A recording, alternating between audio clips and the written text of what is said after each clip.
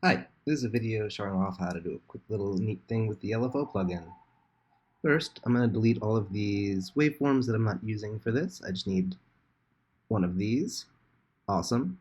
So basically what I want to do is make it so that when I use a key press or a MIDI input or something like that, the time slider is going to reset to the beginning, and when I let up on that key, it's going to play through once.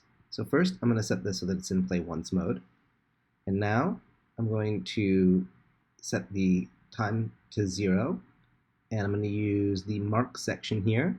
And let's say we're going to use the key press for Q, so I'm going to detect single here, detect Q, and I'm also going to detect Q for this.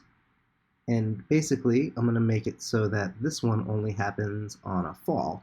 So now, when I press Q down, it goes to 0, and when I let up, it goes to 1. There we go. Now, I'm going to do something similar for the time slider so that this resets. I'm basically going to make it so that when I'm going to add a mark, set it to 0, and detect that for Q. So here we go. When I hold down on Q, my slider resets to here, and when I let up, it plays through once. And now I can use this curve. I can make it so that I've got maybe this kind of a ramp. We can just make a linear ramp, and now I can use this to drive something.